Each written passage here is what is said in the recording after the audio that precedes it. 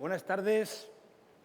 Me presento. En primer lugar, soy Ignacio Uriarte, trabajo en la Secretaría General Iberoamericana, una de las instituciones internacionales que apoyan esta segunda edición de Binómico, y voy a moderar un panel que creo que es imprescindible de que se hable de esta temática en un congreso de gastronomía. Es sobre el futuro del turismo gastronómico. Han estado toda la mañana escuchando hablar de producto, de identidad, de cultura, de tradición. Eso es hablar de territorio, y el territorio es lo que recibe a los visitantes, a los turistas, y desde hace ya unos años, ahora lo explicarán más los expertos, desde hace unos años se trabaja en estrategias concretas para impulsar el turismo gastronómico. Aquellas personas que viajan para poder disfrutar de la gastronomía como una de sus principales prioridades. Y tenemos aquí 4 niveles de territorio, que yo creo que también les van a dar una visión fantástica de las ideas que surgen de la ciudad. Y tenemos a Ángel Parada, que es vicepresidente de la Academia Madrileña de Gastronomía y miembro académico de la Academia de Gastronomía de España. Nos va a hablar de Madrid como ciudad gastronómica. Vamos a hablar con Iñaki Gaztelumendi, que es del Basque Culinary Center, que ya conocéis el centro, en San Sebastián, donde también desde el punto de vista de la región, de la comunidad autónoma, se ha articulado toda una estrategia para que la gente viaje al País Vasco a comer.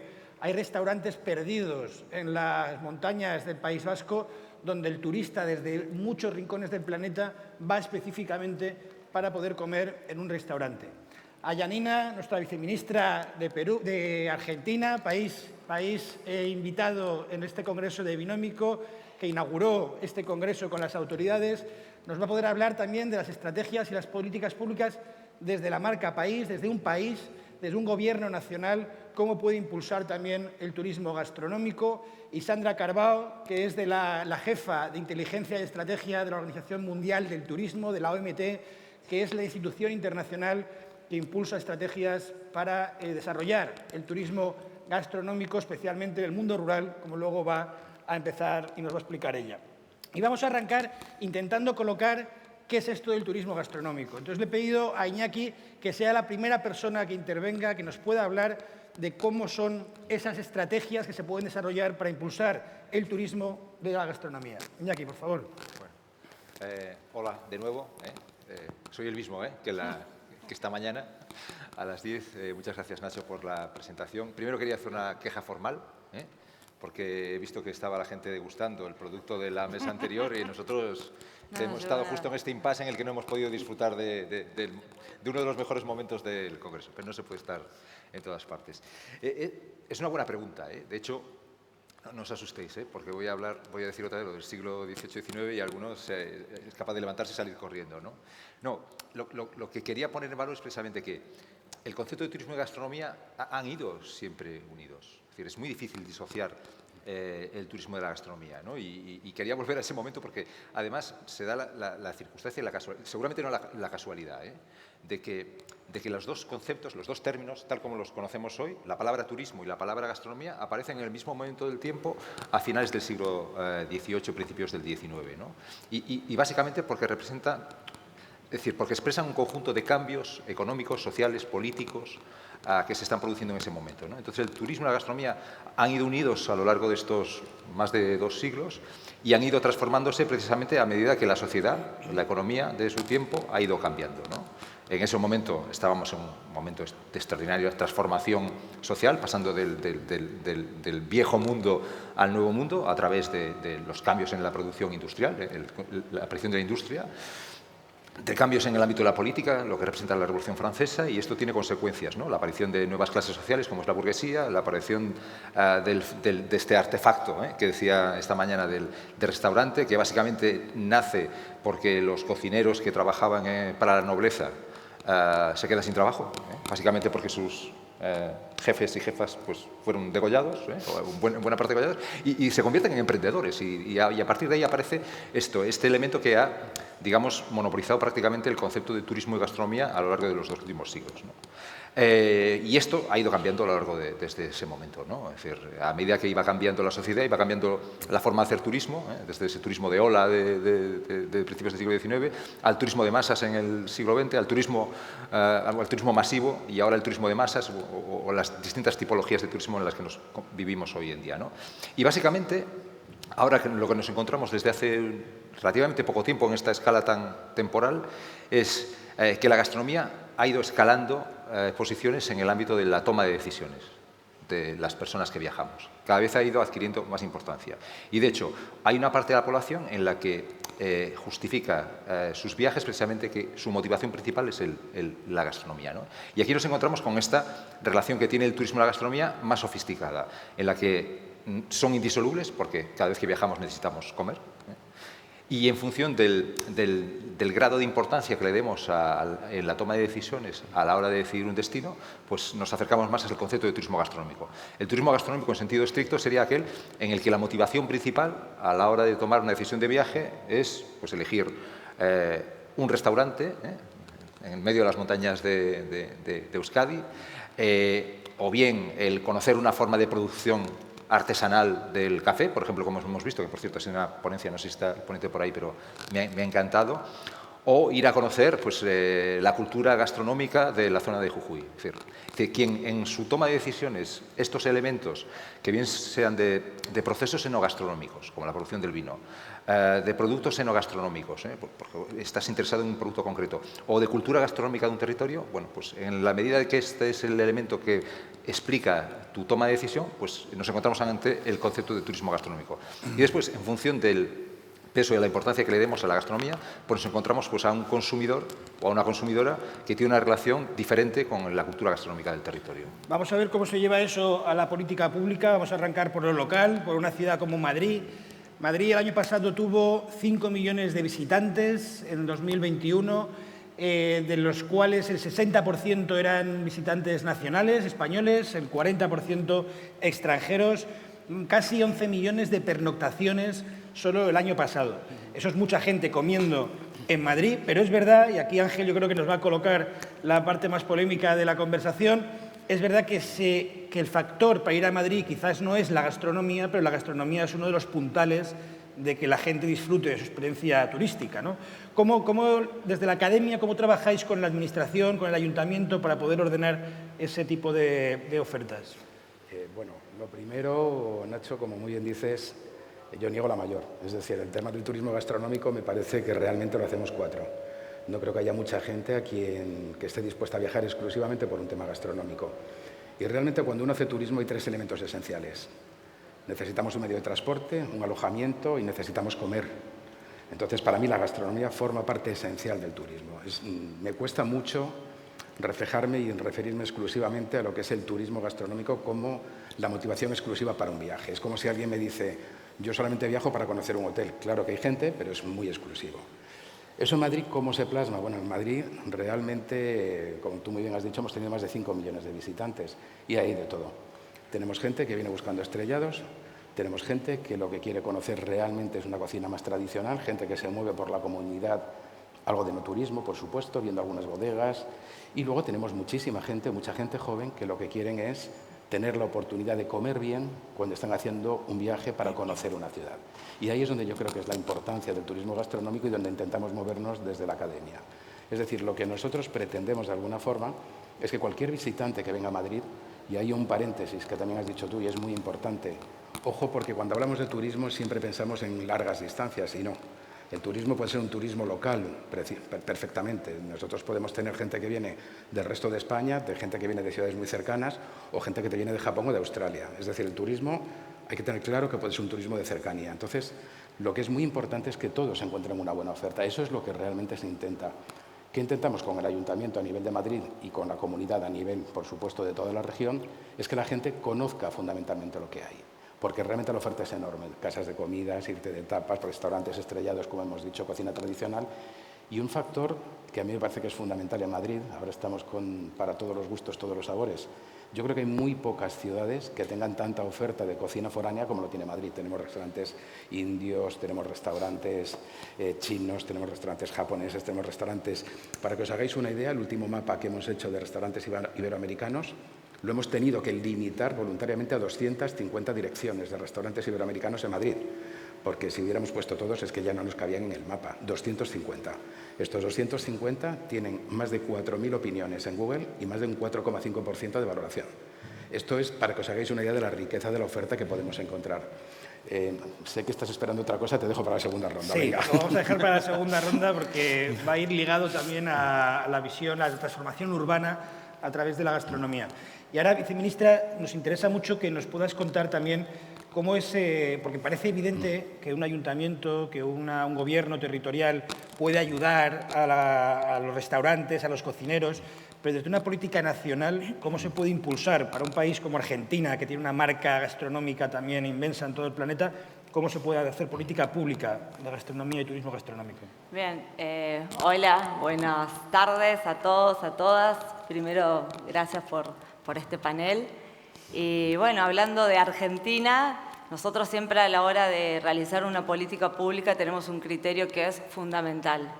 No se puede hacer una política pública que sea efectiva si no se conoce, si no se va y se experimenta en el destino, ¿no? No se puede amar lo que no se conoce. Entonces, la primera política pública para hacer turismo gastronómico, nosotros es conocer. Y por suerte, en el Ministerio tenemos el privilegio de conocer cada uno de los destinos de Argentina, que créanme que son muchísimos. Y para poder abordar esto también tenemos en cuenta el nivel global. Sabemos lo que representa el turismo como motor económico para muchísimas localidades. Es el 33% más o menos en lo que hace el PBI global, la gastronomía. Y en lo que hace el regional, también tenemos en cuenta lo que venimos trabajando con PIGA, con SEGIP, un trabajo que lo venimos abordando, en donde hablamos de sistemas de seguridad alimentaria sostenibles. Entonces nosotros a la hora de abordar nuestro plan estratégico de marca país, tenemos en cuenta todos los criterios estos. Y hemos abordado un plan en donde nosotros queremos mostrar todos nuestros atributos positivos y diferenciales que tenemos en la Argentina, y la gastronomía es uno de ellos, ¿no? Y hablar de turismo no se puede ir a elegir un destino sin experimentar, sentir o tener la posibilidad de comer algo rico. Lo hemos visto acá recién, Jujuy, que es el destino, que mostró el destino y mostró qué se puede consumir en ese destino. Y así abordamos con Marca País un plan que es integral, porque nosotros también tenemos una extensión muy grande de tierras, en donde tenemos 19 provincias que son vitivinícolas, y esas provincias vienen a incorporar algo muy elemental para lo que es la gastronomía, que es la bebida. Entonces el vino para nosotros, por ley, es alimento nacional, y lo trabajamos y lo abordamos de una manera conjunta. Así que nuestro plan es sumamente integral y sabemos que es un plan que tiene justamente en mira los distintos valores de las comunidades, la identidad local, ese saber, esas tradiciones, la revalorización de las tradiciones del lugar, cómo se fueron transmitiendo esas recetas generación en generación. Lo han mostrado hoy en las ponencias todos los cocineros y cocineros, cómo las recetas de las abuelas influencian en lo que hoy en día estamos viendo. O sea, hoy binómico es volver al origen, y volver al origen es saber qué comíamos también, porque somos lo que comemos. Entonces creo que eso es muy importante a la hora de elaborar este plan. Tenemos, además de la marca país, un plan local, que es un plan que aborda, se llama Gustar, es cómo nosotros podemos contar esa trazabilidad de los productos desde el campo, desde los ríos, desde los océanos hasta llegar a la mesa. O sea, quiénes son los protagonistas de toda esa cadena de valor para que este plato hoy estemos comiéndolo, consumiéndolo. Yo diría que es la historia clínica de esos alimentos, o sea, quiénes los cosechó, quiénes los cultivó y qué me generan cuando yo los consumo. Ese es el plan Gustar, que es un plan interdisciplinario, que no es solo del Ministerio de Turismo, sino que nosotros lo abordamos junto con Cultura, por la identidad, por la tradición, junto con el Ministerio de Ganadería, Agricultura y Pesca, porque abordamos justamente con el INTA, que es esas nuevas maneras de producción, las nuevas técnicas, la calidad, para que se den cuenta, Argentina tiene la posibilidad de dar de comer a 400.000 millones de personas. O sea, es algo impresionante lo que podemos generar cuando estamos hablando que queremos aportar a uno de los objetivos que para mí es el vital, que es la pobreza del hambre cero. Entonces, si hablamos de gastronomía, tenemos que hablar de cómo nosotros, a través de todas nuestras políticas públicas, abordamos y aportamos al desarrollo de los objetivos sostenibles. Y así venimos abordando todo esto, y sin dudas tiene un impacto económico muy grande, y ese impacto económico nosotros lo visibilizamos. De hecho, en Argentina hubo un alza interanual económico en lo que es gastronomía y hotelería. Nosotros tenemos un 39,2% de incremento de lo que ha sido con la prepandemia, y no tan solo en el incremento económico, sino también en la generación de puestos de trabajo había un 2% más. O sea, que evidentemente hay algo y un fenómeno que creo que lo tenemos que hablar, lo que decía Iñaki, sociológico, de que tenemos una herramienta muy poderosa para generar bienestar en las localidades, que es que la pandemia generó esto de que quiero vivir, quiero disfrutar, y cómo hacemos para que ese disfrute y vivencial de unas personas que experimentar y hacer turismo gastronómico se vea en un beneficio de las comunidades más vulnerables. Y en esto también creo que es importante, porque las comunidades vulnerables, y ahí pongo la perspectiva de género como un eje central para la gastronomía, porque las mujeres rurales han sido una de las más afectadas con la pandemia, y son las mujeres rurales las que de alguna manera hacen futuro ahora, porque son las que con su salario, la mayoría de su salario, el 90%, los destina para que sus hijos o hijas se alimenten, se vistan, se eduquen. Y ahí es donde creo que tenemos que trabajar como sociedad y generarnos estos planteos y cuestionamientos de ver cómo podemos aportar nuestro granito de arena. Y en esto también, vuelvo a hablar de la paridad, también a nivel global, que también lo tenemos que tener presente. El Banco Mundial dice que si logramos que se rompa cualquier discriminación contra la mujer, cualquier brecha, especialmente la educación, podríamos lograr que se incremente la productividad per cápita global, ¿no? Un 40% más de productividad si incorporamos a las mujeres. Y después otros institutos como el McKinsey Global también lo dice, y dice que si damos una cuestión de paridad, o sea, si logramos la paridad total entre mujeres y hombres en el incremento del trabajo, estaríamos incrementando también el PBI en 12 trillones de dólares. Esto es el equivalente al PBI de Estados Unidos y de China juntos. O sea, hay mucho por hacer, hay mucho que aportar, y la gastronomía creo que, más allá de una cuestión también identitaria, local, que revalorice las tradiciones, tiene que replantearse cómo aportamos nuestro grano de arena para construir un futuro mucho mejor para las distintas comunidades. Totalmente de acuerdo, viceministra, y además gracias por el pie de elevar el foco a ese nivel global y así poder dar entrada a Sandra. Sandra trabaja, como he dicho antes, en la Organización Mundial del Turismo, el organismo internacional que tiene el mandato de impulsar políticas públicas también sobre turismo ligadas a la sostenibilidad y a la Agenda 2030. Yo, que soy un ferviente creyente del multilateralismo y trabajo en una organización de 22 países, no me quiero imaginar lo que es trabajar en una de 154 países y más con estos temas, pero cómo una organización así como la vuestra, de Naciones Unidas, puede ayudar a impulsar también el turismo gastronómico. Gracias, y gracias a todos por aguantar esta hora difícil. Realmente nuestro rol es, por un lado, estimular que los países desarrollen justo las políticas que hablaba la viceministra, ¿no? O sea, esa mirada transversal al turismo. O sea, yo siempre digo que el turismo es probablemente uno de los sectores que más áreas de la sociedad toca, ¿no? Porque toca la igualdad de género, toca la pobreza, toca el desarrollo rural, toca la innovación, la creatividad, la educación, la infraestructura. Sin todo esto no hay turismo, porque no podemos movernos realmente, y lo hemos visto en la pandemia. El turismo vive de la movilidad humana, y al estar cerrados en casa hemos visto cómo eso nos ha afectado.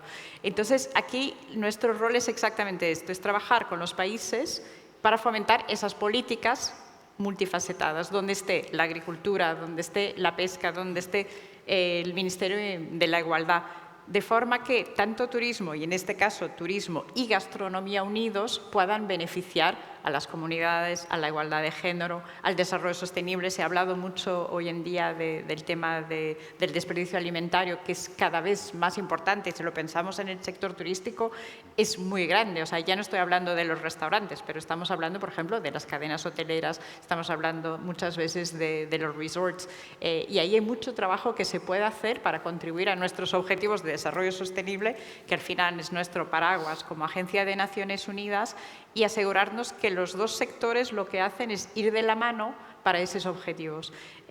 Nosotros hace como 6 años empezamos un evento que organizamos aquí con nuestro partner del Basque Culinary, y lo hacemos todos los años, de turismo gastronómico, pero realmente más que de turismo gastronómico es de turismo y gastronomía, porque es cómo traer esos dos mundos a sentarse a la mesa y decir cómo podemos trabajar juntos, ¿no?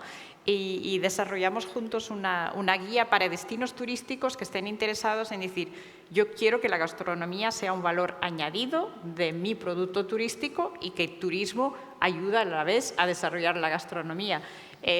Comentaba Iñaki antes sobre los restaurantes de montaña.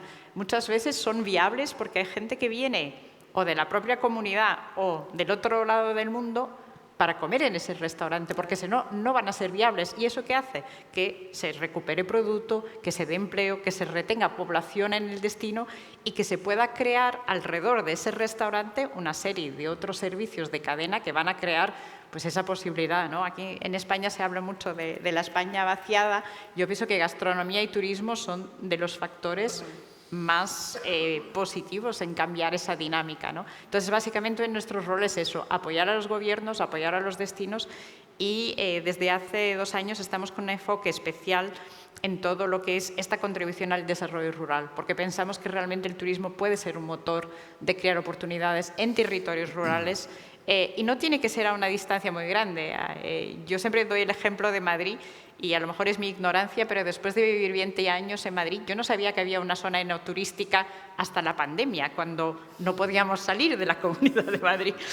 Y ahí está el reto de también aprovechar el turismo doméstico, donde hay una conexión casi emocional con el territorio, porque pues, nos va a acordar la comida de la abuela, los productos que tomábamos antes, y ahí yo pienso que el turismo puede tener un rol muy importante como factor dinamizador.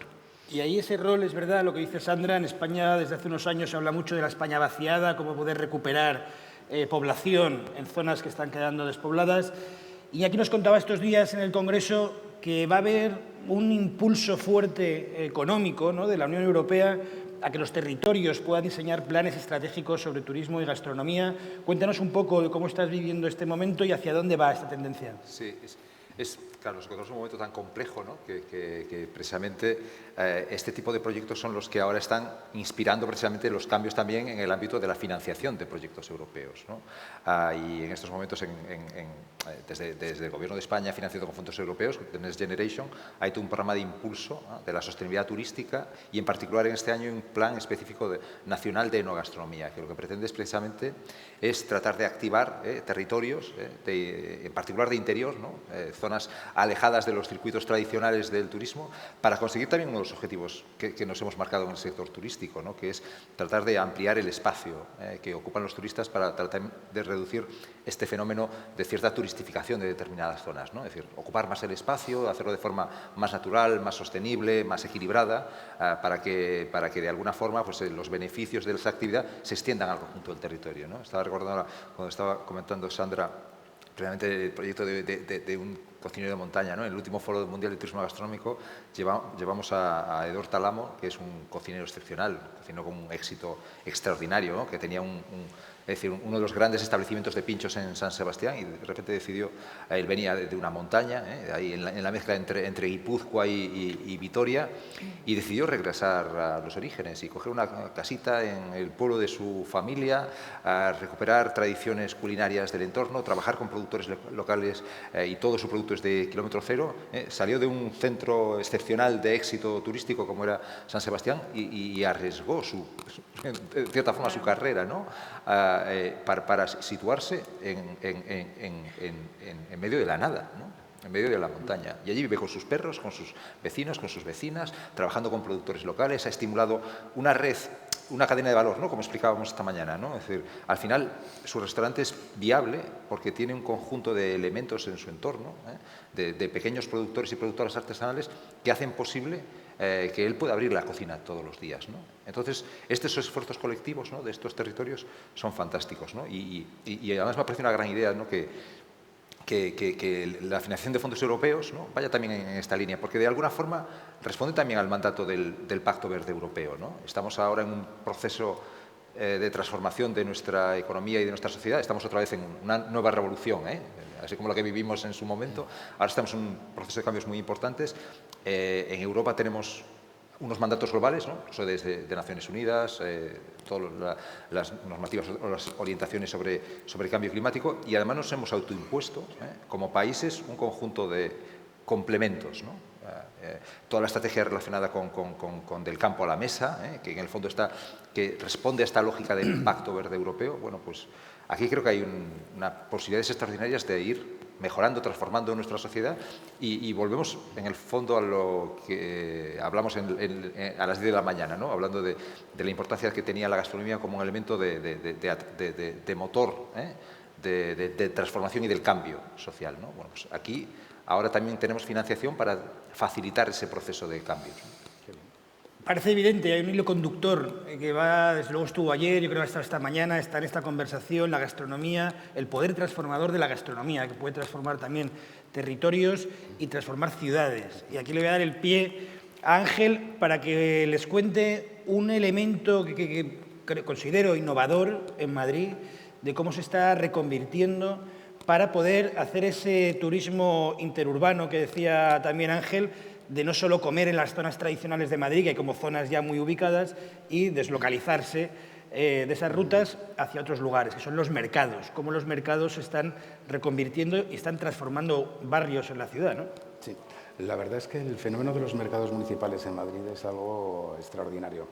Desde hace unos años lo que nos hemos encontrado es que establecimientos que iban cerrando cada vez más, las grandes superficies estaban acabando con el comercio local y el comercio de proximidad, han encontrado en los mercados municipales un reducto fantástico para poder volver otra vez a renacer. ¿A través de qué? Pues en primer lugar manteniendo lógicamente el comercio, pero acompañándolo de una oferta gastronómica, que es muy importante por varios motivos. Para mí, uno de los motivos más importantes es que el 80% del público que va y que tiene una motivación gastronómica a un mercado municipal son gente joven, que es fundamental. Necesitamos que la gastronomía también llegue a los jóvenes y para eso los mercados municipales son estupendos. En segundo lugar, tienen un factor magnífico de socialización. Están convirtiéndose en centros realmente sociales una vez más. Los vecinos van a comprar, pero luego hay mucha gente que viene de fuera que aprende a conocer las zonas porque de repente los está descubriendo.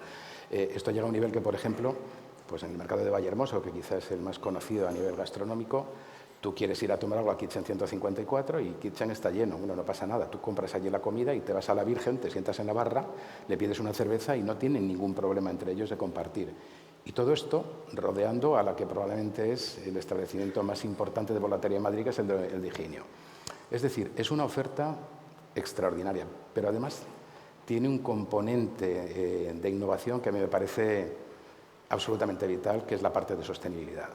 Hay un proyecto en concreto, no me voy a extender demasiado, es muy tarde, me encantaría más, pero hay un proyecto concreto en el mercado Vallehermoso y en Madrid se ha creado la Cátedra de Economía Circular en Mercados Municipales. Esta cátedra lo que pretende es ver cómo realmente un mercado puede llegar a ser un centro cero residuos. Llevan 3 años trabajando en esto, se trabaja con la Universidad Francisco de Vitoria, se han hecho los TFGs de más de 40 alumnos visitando los mercados, hay involucrados estudiantes de arquitectura, estudiantes de humanidades, es decir, es un proyecto global donde el Ayuntamiento de Madrid junto con academias, bueno, y nosotros también estamos ahí metidos, como no podría ser de otra forma, lo que están intentando es llegar a este cero residuos. Es decir, nos encontramos con un factor de conciencia social, nos encontramos con un factor que nos acerca a los jóvenes. A todo esto, además, muy importante, a unos precios bastante reducidos. Hay que quitar también el componente de la gastronomía buena es muy cara, no es cierto. La gastronomía puede ser no necesariamente cara, aunque sea muy buena. Otra cosa es que si tomas un producto caro, evidentemente tiene un coste. Entonces, en los mercados El de Vallehermoso te lo estoy poniendo como ejemplo, pero tú te vas me da igual, te vas a los Mostenses, te vas al de Antón Martín, te vas al mercado de la Cebada. Cualquiera de los mercados cada vez está ampliando mucho más su oferta gastronómica. Y ese conjunto de comercio de proximidad, junto con lo que es el propio establecimiento gastronómico, está creando, yo creo que algo absolutamente especial. Y no sigo, que es muy tarde. Había un artículo del Basque Culinary Center donde el director, José Mari, hablaba de que el turismo gastronómico o el turismo y la gastronomía pueden crear en el futuro, en los próximos años, 100.000 puestos de trabajo solo en España en sectores vinculados, ¿no? También salió un informe aquí en nuestro país, viceministra, que hablaba de que el 33% del Producto Interior Bruto español tenía alguna vinculación con la gastronomía, con la alimentación o la hostelería.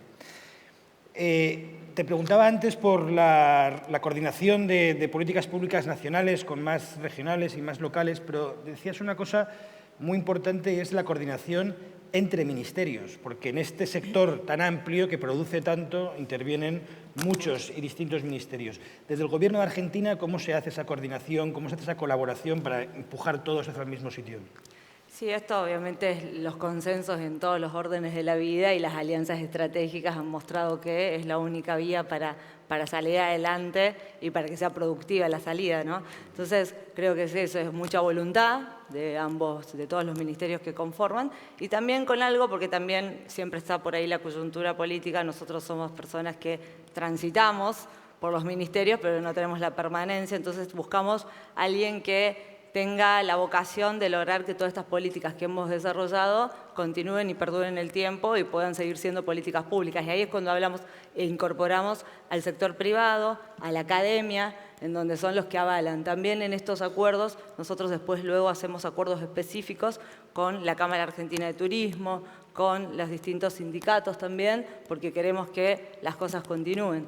Y esto de que estamos aunando, ¿no?, hilando todas esas cuestiones, también me parece re interesante cómo la gastronomía genera puestos de trabajo, que es lo que venimos viendo, y cómo la inteligencia artificial de alguna manera va quitando puestos de trabajo. Entonces, creo que el objetivo también es cómo hacemos que la inteligencia artificial, la tecnología, la innovación pueda estar al servicio del capital humano. Entonces ahí es donde tenemos un gran objetivo y la gastronomía cumple todos los requisitos, el turismo por esta transversalidad de poder aportar hacia eso. Así que creo que eso es la transversalidad la que hace que nosotros desde el Ministerio de Turismo logremos que todos los otros organismos, que todos los otros ministerios se puedan unir para elaborar este plan en beneficio de la Argentina. Enhorabuena, viceministra.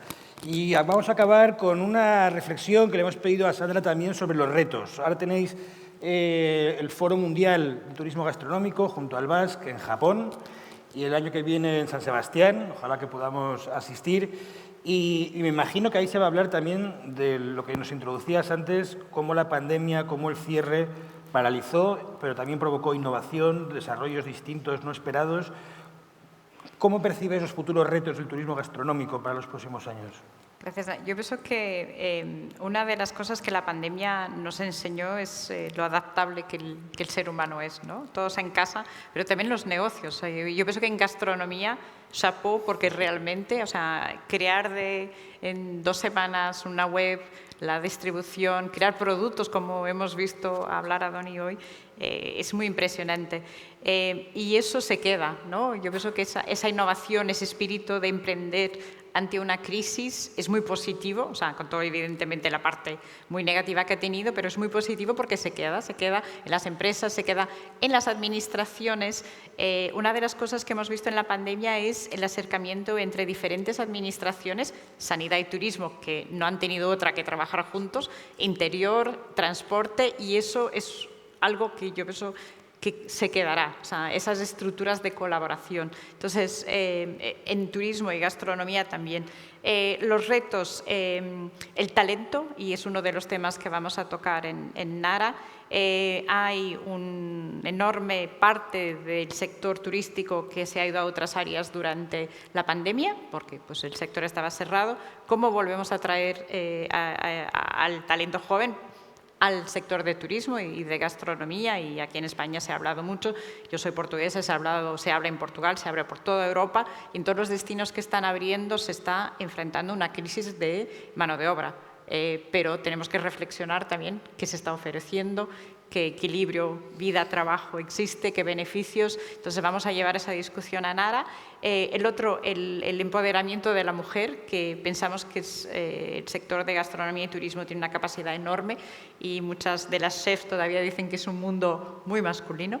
Y entonces queremos ver cómo también eso se puede dinamizar, y luego el tema del desperdicio alimentario. Para nosotros es clave en toda la cadena de valor, ¿no? Cada punto que pueda hacer y que puedan hacer las políticas públicas para empujar esa agenda. Y luego yo pienso que la gastronomía tiene un factor muy positivo en turismo también, que me gustaría dejar aquí, que es la imagen, ¿no? La imagen del trabajo en turismo hace años no era muy positivo, y tenemos que asumirlo, y eso es un reto que tenemos todavía. Pero desde el momento que MasterChef apareció y otro tipo de programas, la imagen del chef cambió también, la imagen de la gastronomía. Y hoy en día, a lo mejor hace 10 años, no nos imaginaríamos estar aquí escuchando a chefs contando su experiencia. Y pienso que eso es un aprendizado que deberíamos llevar también a otras áreas del sector. Totalmente. Por suerte en el Foro Mundial, a ambos. Y a ustedes, gracias por estar aquí a estas horas, gracias por acompañarnos.